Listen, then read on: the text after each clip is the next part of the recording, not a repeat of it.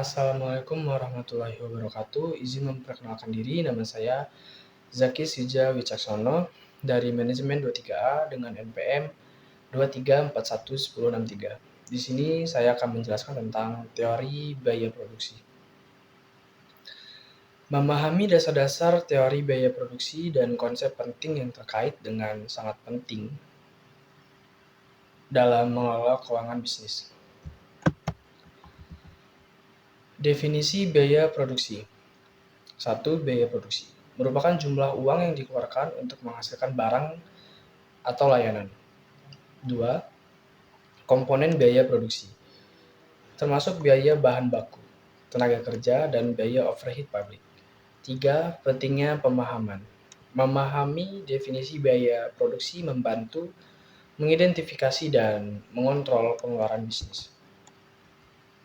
Selanjutnya ada klasifikasi biaya produksi.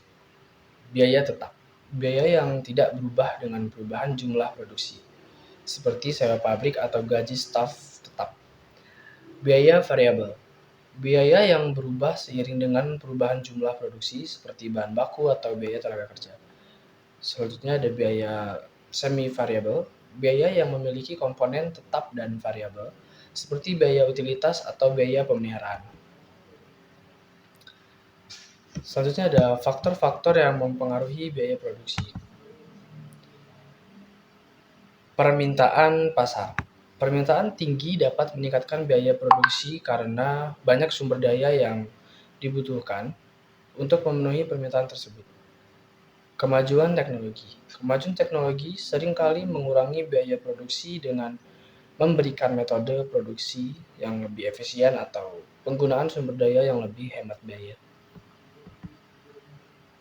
Biaya manajemen.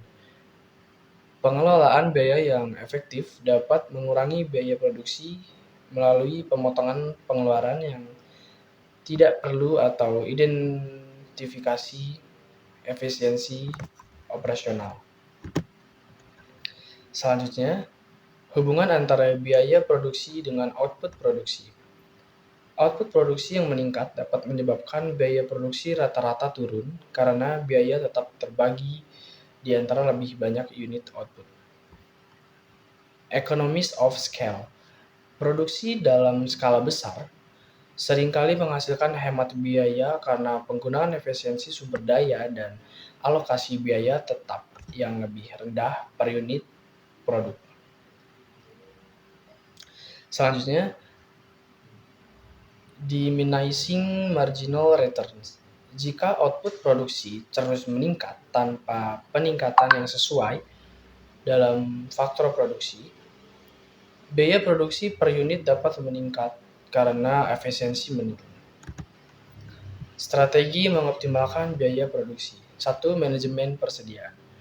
Mengoptimalkan persediaan agar tidak terlalu tinggi atau rendah dapat menghindari biaya penyimpanan yang berlebihan atau kehilangan peluang perjualan.